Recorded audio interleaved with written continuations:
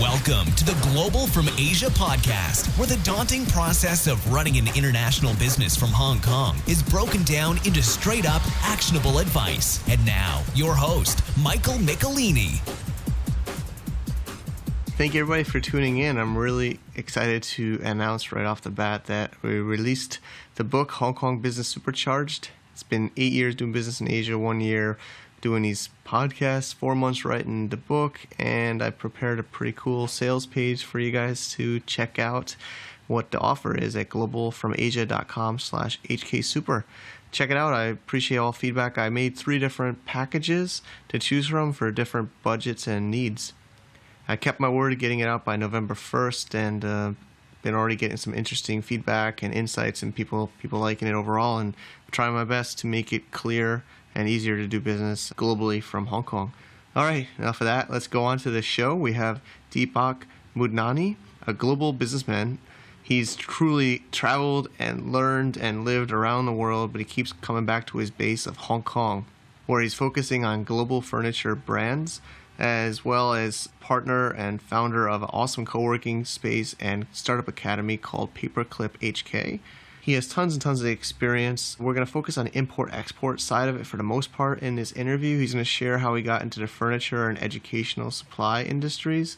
I thought it was a good topic because I know tons of entrepreneurs, similar like me, have problems finding out which category to focus on, and does that pick you or do you pick it, and how do you get your first customer. He kind of goes into that in pretty good detail.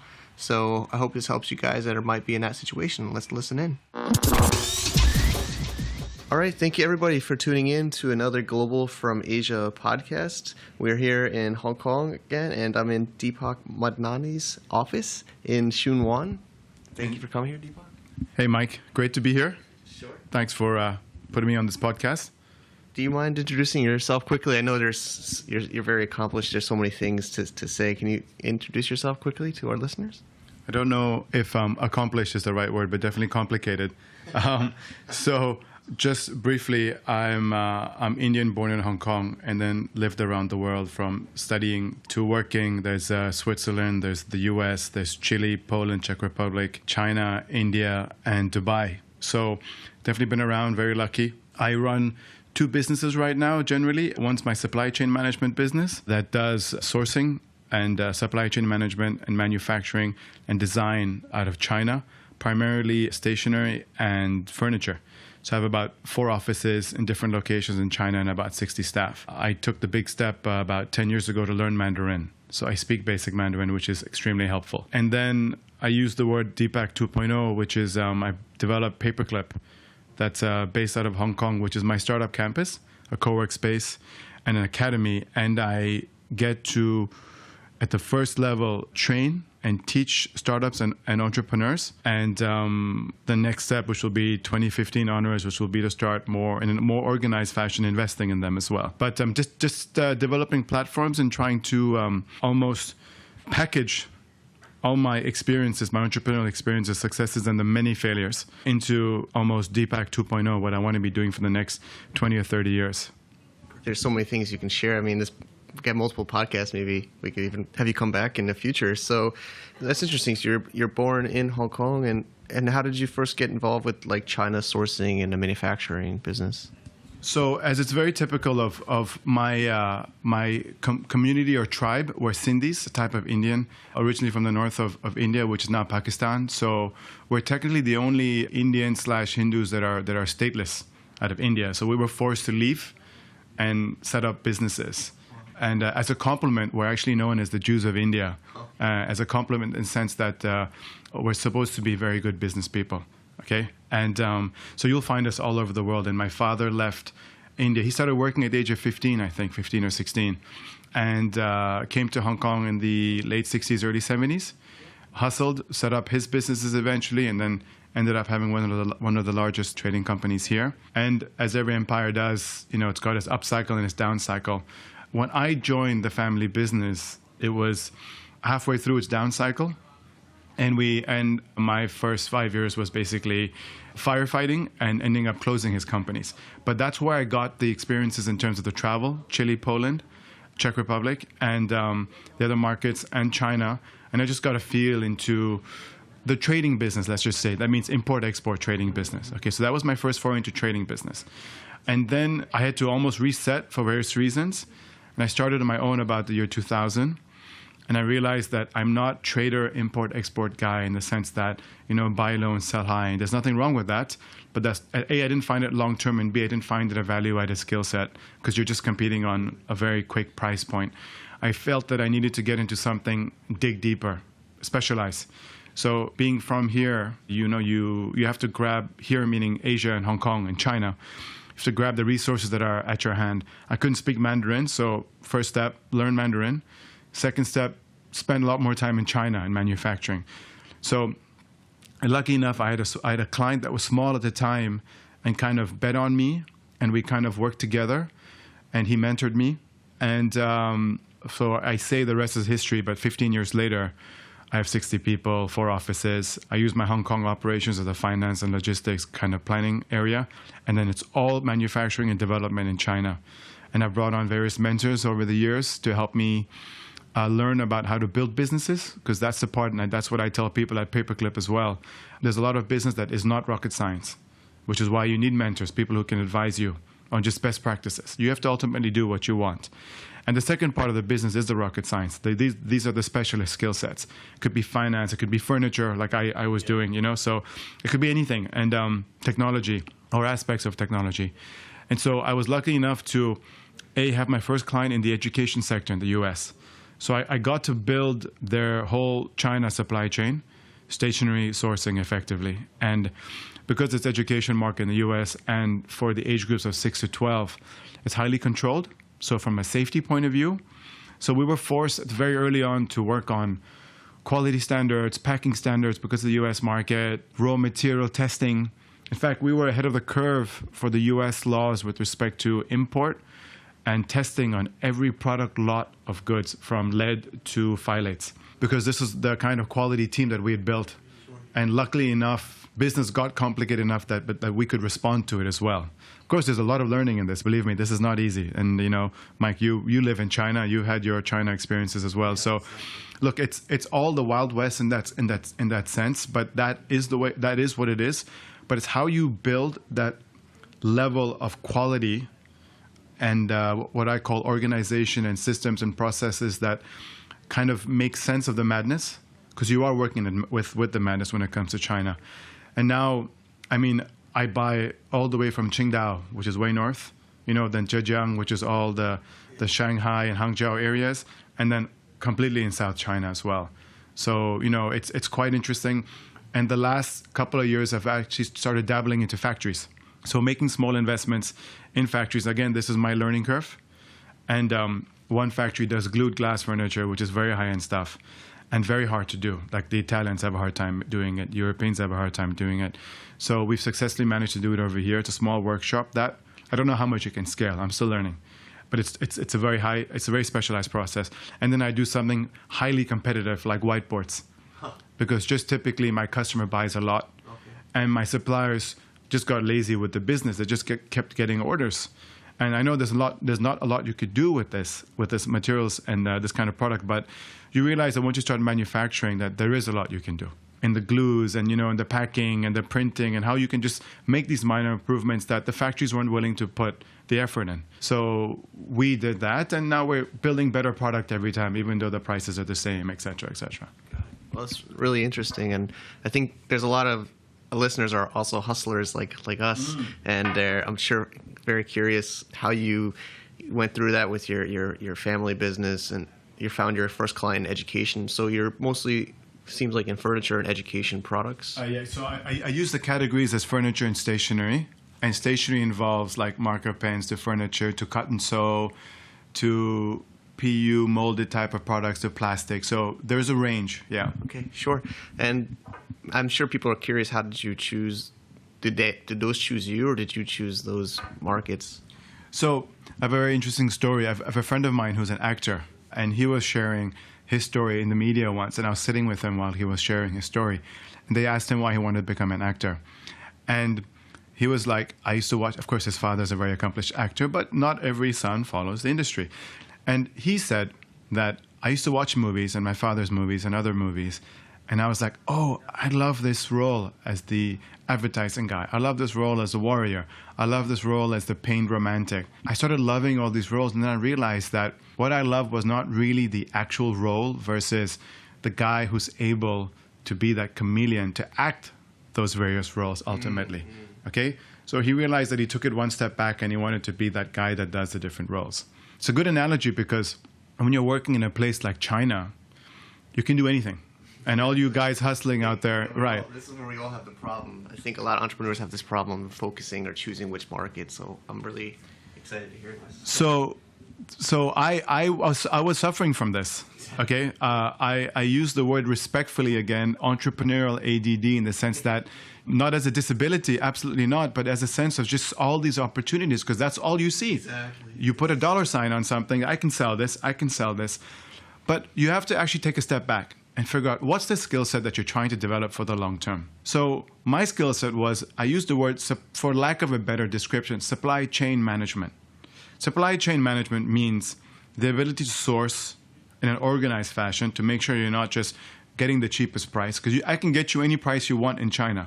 Ultimately, you get what you pay for. Yeah. Okay? We've all been through that. True, yeah. Then it's like, then it's a qualification process of quality standards. You need to understand the product that you're selling. Okay? And then it's about factory size, the customer, reorders, packing requirements, payment terms, how the customer's place in the sales cycle and the distribution cycle. Okay? It sounds complicated because it is. Yes. So us hustlers who think we can do anything, suddenly jump in, just we throw ourselves at a problem and we'll fix it. And okay, look, you need that thick skin. You need that ability to learn. You need that ability to analyze your mistakes, because you are going to make mistakes. I have made a ton of mistakes. Hence, I can talk with A, confidence, and B, experience. Yeah. Okay, so that's fine. The whole point isn't so much about the mistakes, but what are you trying to get at? If it's purely about profit, you're going to be in trouble. Or it's a short-term game. And there's nothing wrong with that, by the way. I couldn't be that guy that was purely about profit. But the setup and style is very different. If you want to develop a specialty, now I lacked two things. I lacked an organized process on how to manage China. I lacked a product skill set. Okay? So I learned about how to get myself organized in China, which was just spending time there, talking to factories. I had a client that was supporting with business that was great, So it wasn't like you get this wrong and you're dead or you will never do business again. No. They understood that China was also the Wild West in that sense. And it needs time. It needs a strategy. And you know what? Strategies take time to develop. Okay? And then I realized I needed a product skill set. So I used the word that I fell into furniture. I love design. Who doesn't love design? Okay? But it was a product that was complicated and needed work, and people needed help in China to develop it. Okay? So I came into that because introduced through somebody. And this guy was a second-generation furniture manufacturer in the UK and was moving the business to China. So my furniture brand is called Deep Green. The website is deepgreen.hk. Okay?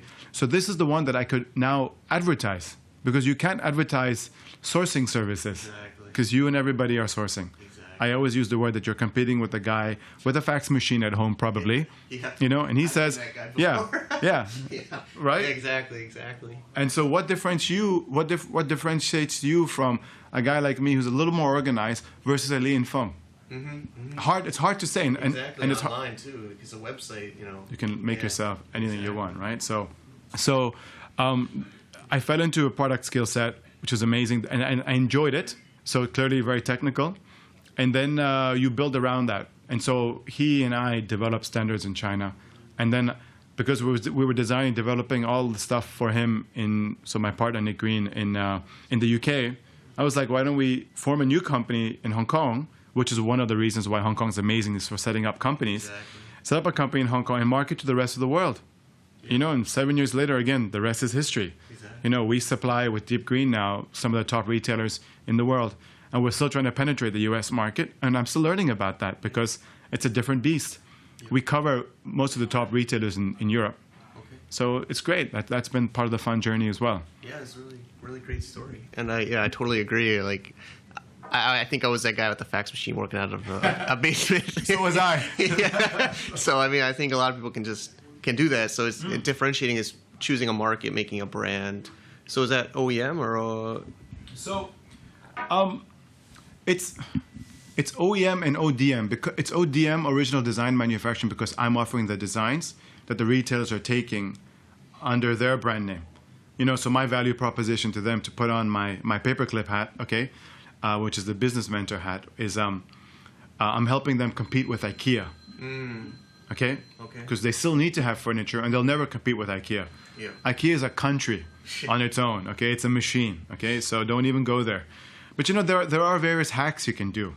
Today, if I want to get into a skill set like I am planning on with, and you and I have been talking about this, Mike, about Shenzhen and hardware and manufacturing for Kickstarter projects and people who are now trying to develop the Internet of Things, I can take my supply chain background, my finance and logistics services, and hire a person, somebody with a skill set today with hardware manufacturing.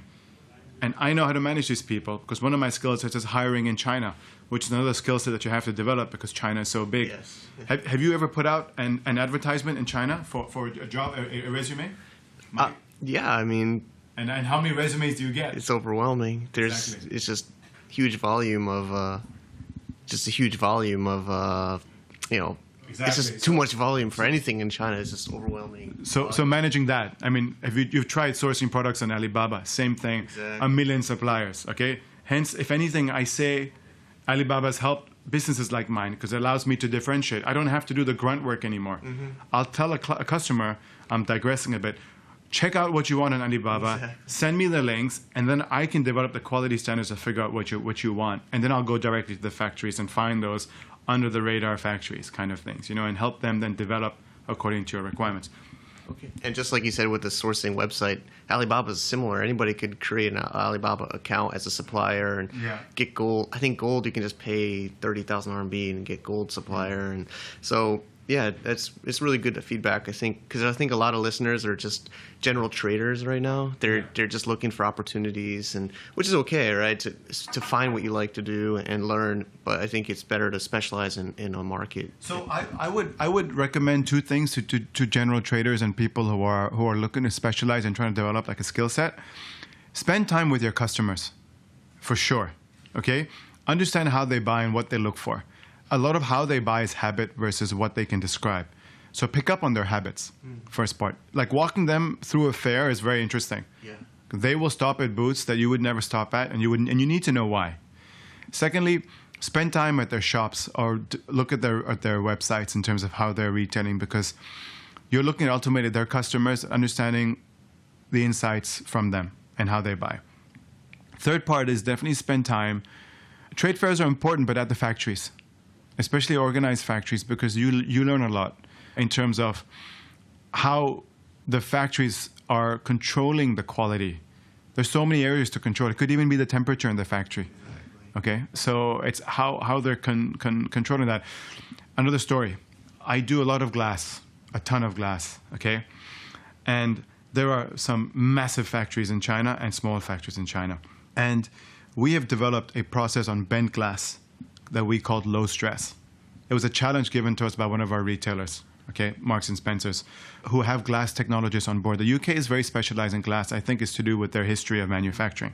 And they used to buy bent glass furniture from Italy and China.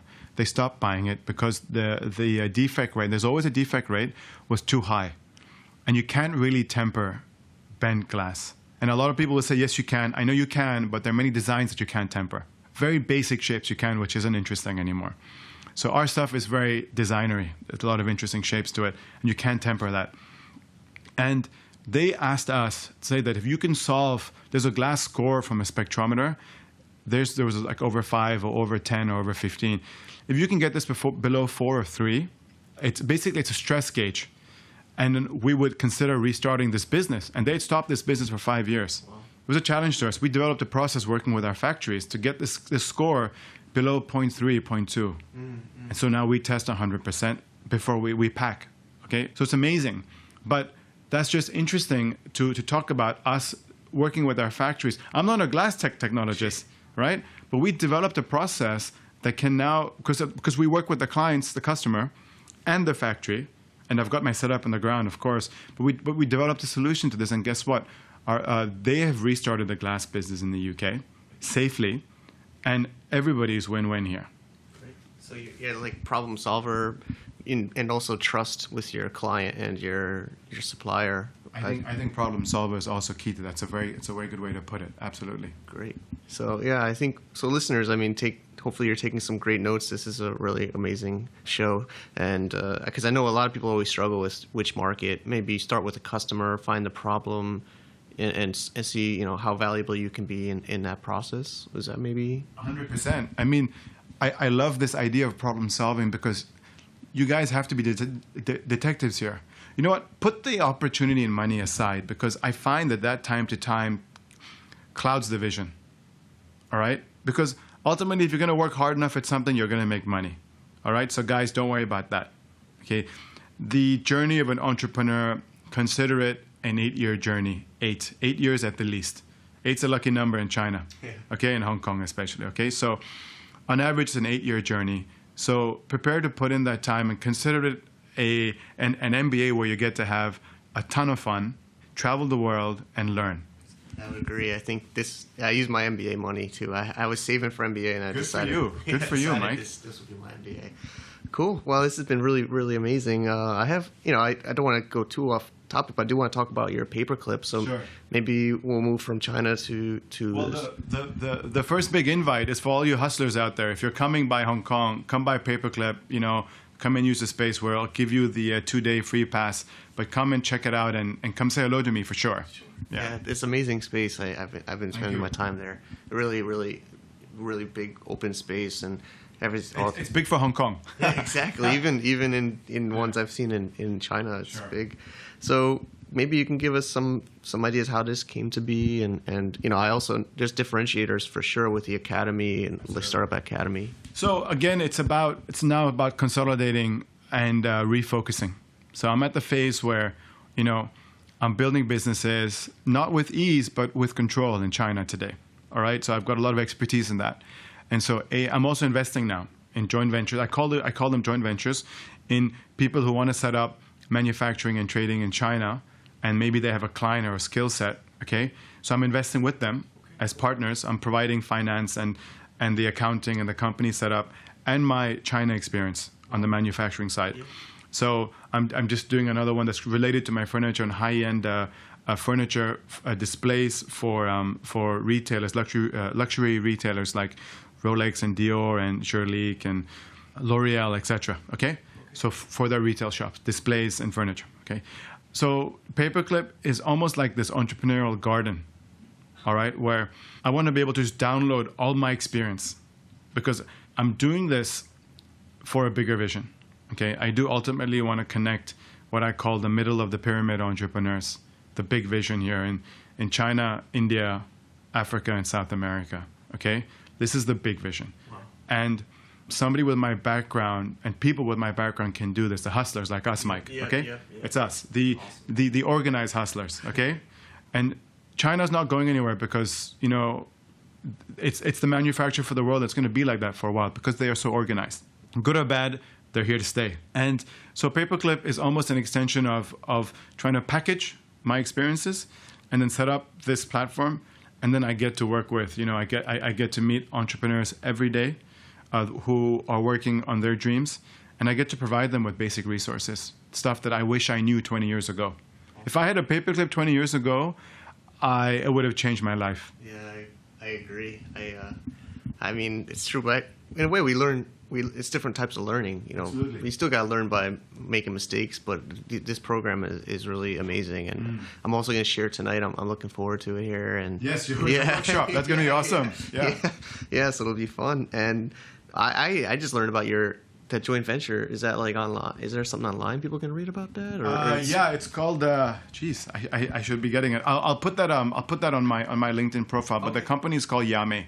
Okay. And it's just another company that I'm working with, and I work with the entrepreneurs downstairs, and I'm helping set up a factory in China. So that's going to be my 3rd factory in China. Wow. Yeah. And I'm just curious, where are these usually located? Right now, South China. Okay. Yeah, because again, geography is a challenge in China. It's too big. So big. Yeah. Exactly. People.